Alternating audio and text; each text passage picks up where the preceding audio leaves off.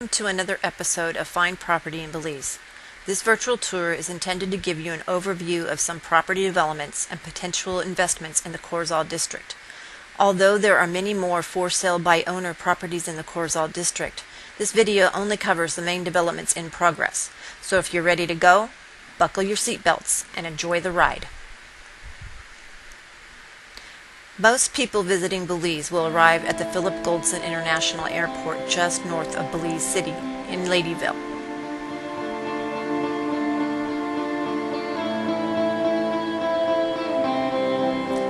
This is where you will check in with your passport and/or visa. Remember, you are not allowed to bring over $5,000 without declaring it, so be prepared if you bring more.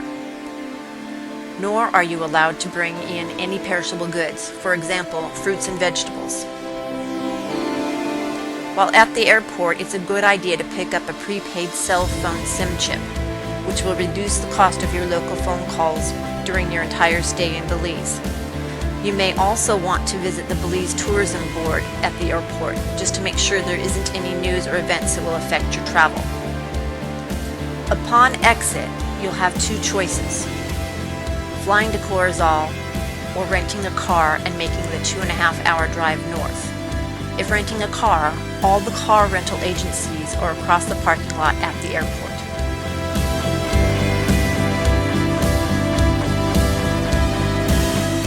For this virtual trip, we'll be flying. Since there is no direct flight to Corozal, you'll take a quick hop to Ambergris Caye, San Pedro. While there, you'll plan to stay for a couple of hours or even overnight.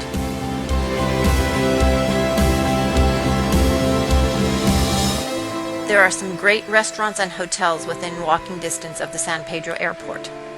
Right across the street is Ramon's Resort and Restaurant, where you can get a bite to eat.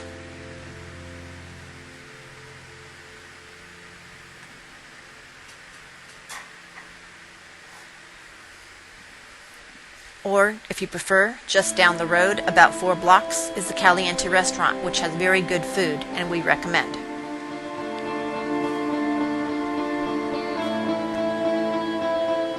Whether you stay the night or catch the next flight to Corozal, it's a 15-minute flight. And whether you fly Maya Island Air or Tropic Air, the first thing you'll want to do is have them call a taxi for you. At this point in your journey, you'll have two choices to explore the area, one by land or one by sea. You can charter a boat that will transport a group of people for around $300 US a day to tour the entire northern district of Corozal, including Chetumal.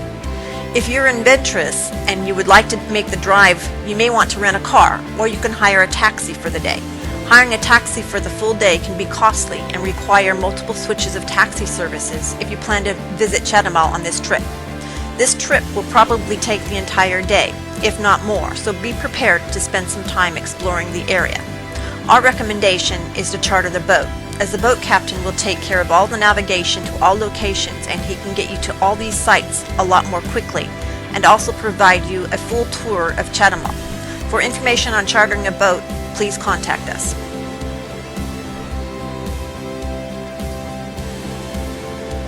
For this tour's purposes, we will take the land route down the Corozal Bay Road.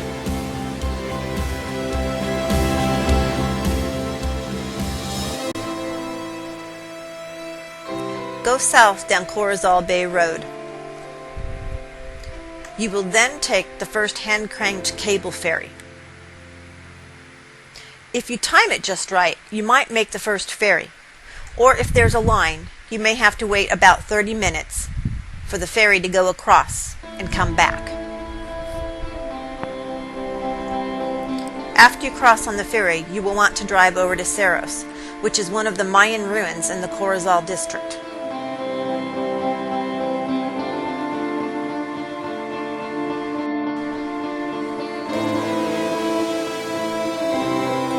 The next stop is the Cerros Beach Resort, where you can either get some breakfast or lunch. They have a fabulous menu and are an eco-friendly resort, and the owner grows many of his own fruits and vegetables and brews his own beer. We highly recommend them.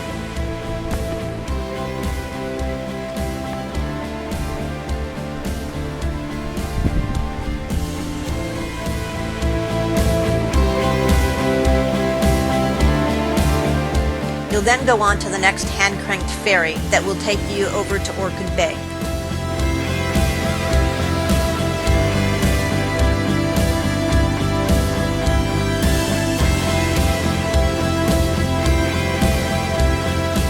Orchid Bay is a beautiful resort, but to be blunt, as you can see, it is hard to get to. As far as the land, it is leased and you pay for the construction of their pre-approved house plans. For more information, please contact us. At the end of the east side of the Corozal district is Sartanea, which is a small but remote fishing village.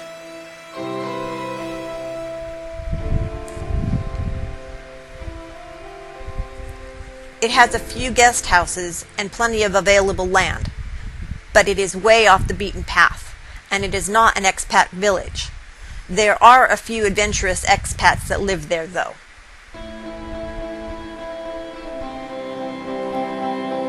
Since Sartanea is not a planned community development and is an actual fishing village and has been around for several generations, the biggest draw to this area is the low cost of undeveloped land. The prices can range from around $8,000 to $500,000 US depending on the size and location of the lots. After exploring the east side of the district, return back to the Corozal Central Park. You can stop off there to give you an idea of what Corozal town is like.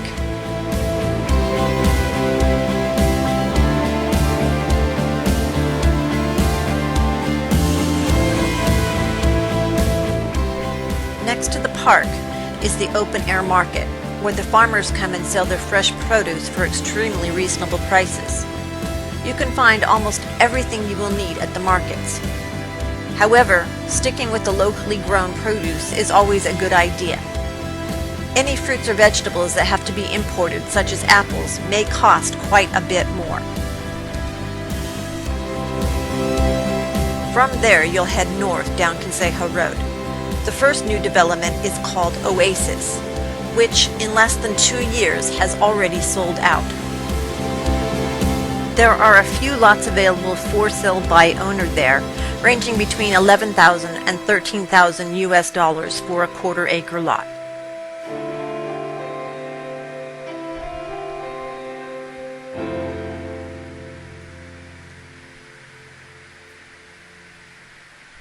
The next development that we will stop at is called the Tree of Cortez, which is still in the clearing stage, and they are making progress on the clearing lots.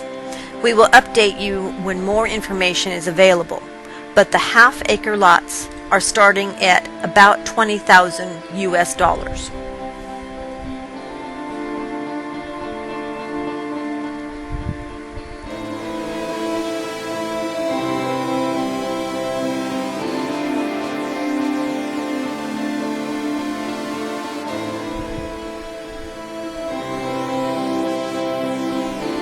About 4 miles further down the road, there will be a right-hand turn down Serenity Lane to a new development called Royal Colony Estates. This new development has been cleared and lots prepared, and starting price is about $30,000 US for a quarter-acre lot. Those of you investors that aren't familiar with the area, we've zoomed in on a grayish-brownish patch of land. This is not man-made, it's basically Mother Nature's swamp. So when making your decision, keep this in mind. Just down the road is a planned development called the Palms at Corozal, which has not been developed, and there are currently no signs posted.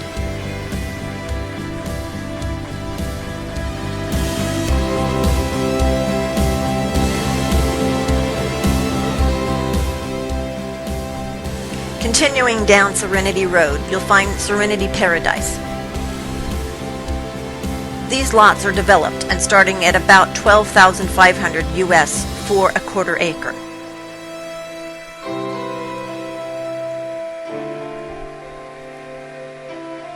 While you're in the area, if you haven't booked a place to stay in Corozal yet, we highly recommend the Serenity Sands Bed and Breakfast.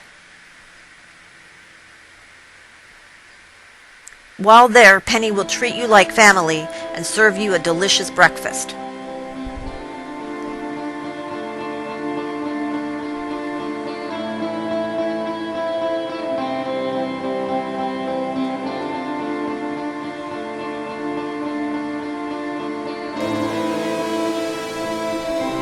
Returning back to Consejo Road, a few more miles north, a new development is underway and currently being cleared. This one hasn't been named yet and has quite an ambitious plan, including canals and boat slips for most of the lots. These lots are slated to start at around $75,000 US for 1/2 acre.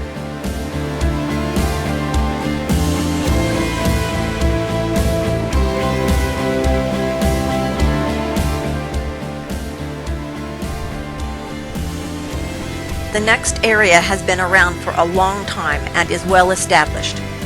Consejo Shores was planned and developed over 40 years ago and still has few lots and many homes available for sale. If you're looking for waterfront lots, they are sold out, but the oceanfront houses will range from approximately $400,000 US up to $1.3 million, depending on the size of the house and the lot.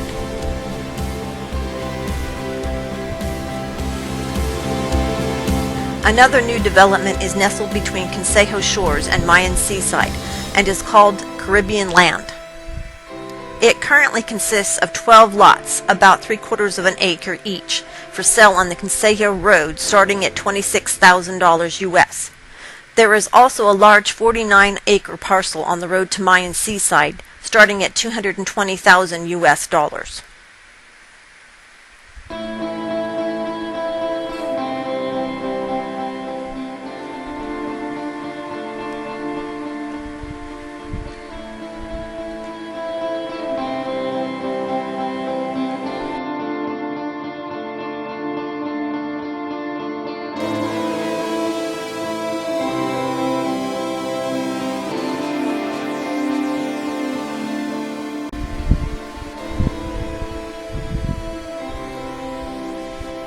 The next development you will run across is Mayan Seaside, which is a well-established development with only a few remaining lots available.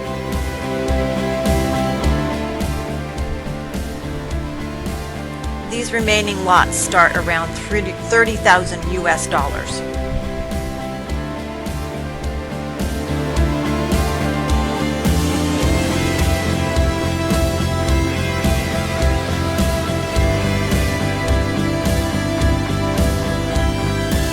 After Mayan Seaside, there is a development called Buccaneer Bay, which has few waterfront lots, but no plans for electricity anytime soon.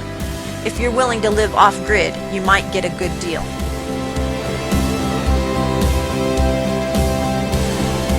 That pretty much concludes the north side of the Corozal Consejo area tour. Next, we'll give you a little bit of a secret why this area is so appealing to many expats. At 9 a.m. on every Wednesday, you can meet at the Consejo Village Pier, and for around $20 US, a water taxi will take you across the Chetumal Bay. You'll arrive at the pier of Muelle Fiscal, or in English, the public dock. There you will check in with the Mexican immigration, and there will be a lot of taxis waiting in front of the immigration office at the pier. If you walk a couple of blocks across the street, you can catch a taxi about half the price they will charge you at the dock. The normal fare is about 20 pesos, or approximately $1.80 US. This will take you just about anywhere in Chetumal. The first spot we recommend is the American-style mall called Plaza Las Americas, where you'll find Cinépolis, a movie theater with about 16 high-end theaters, where many times you can watch the newest released movies in English, subtitled in Spanish, sometimes even before it's released in the US. You will also find everything any modern US mall would have, from upscale shopping like Liverpool to Office Depot and a food court with around 25 American-style fast food restaurants such as McDonald's, Domino's, Panda Express, just to name a few.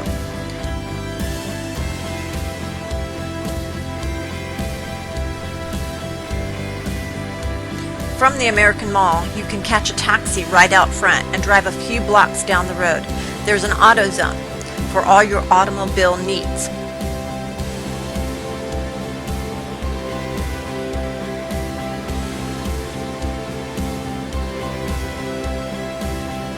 And if you have the time, check out the Chetumal Zoo.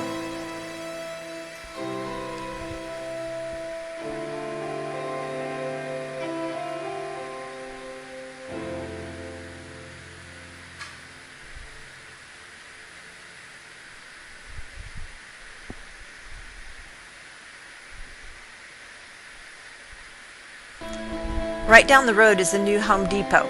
If you're planning to build your own home, this is a must-stop spot. Be prepared to spend more time here than you have by boat trip if you do.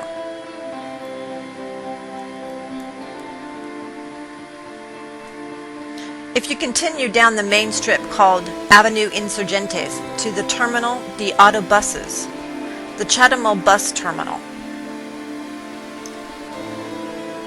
Here you can purchase tickets for around $35 US each way, $70 round trip, to Playa del Carmen or Cancun, which are about a 5 or 6 hour drive by bus.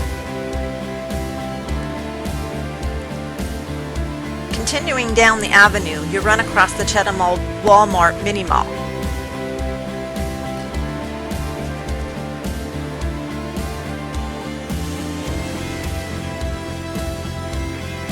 Just as a reminder, you cannot bring produce or perishable goods back across to Belize.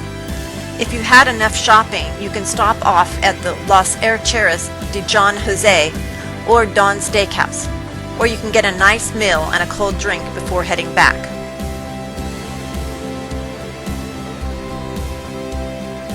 You can also stop at any one of the many pharmacies, or doctor's offices readily available about every other block throughout Chetumal. There are a lot of expats that go to Chetumal for all their medical care. The prices are very reasonable, sometimes less than your insurance copay cost. If you still have enough time, you can also stop by the Sam's Club, which is just down the road from the pier.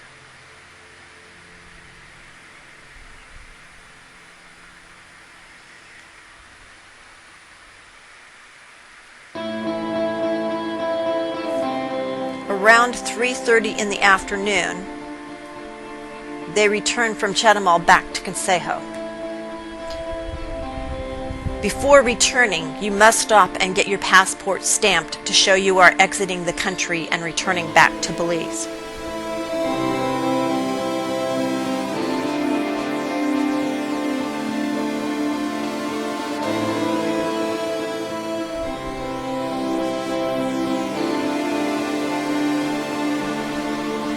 From Consejo, you can head back to your hotel in Corozal.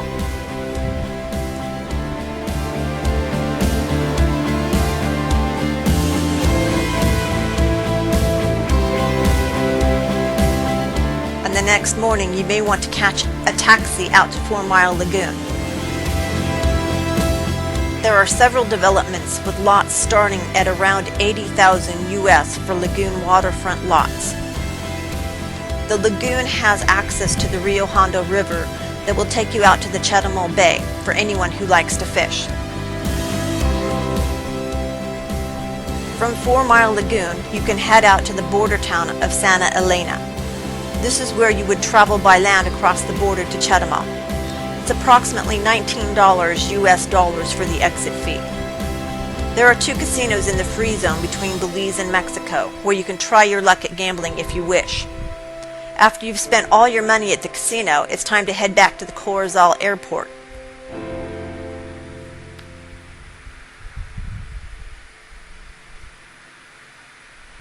From the Corozal Airport, you can catch your flight back to Belize City.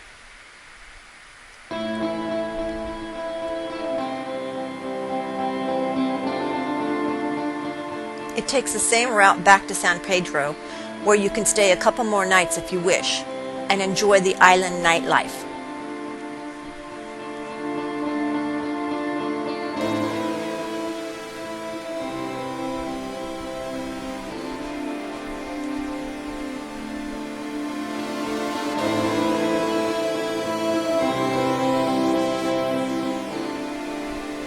Or continue on to the Belize International Airport.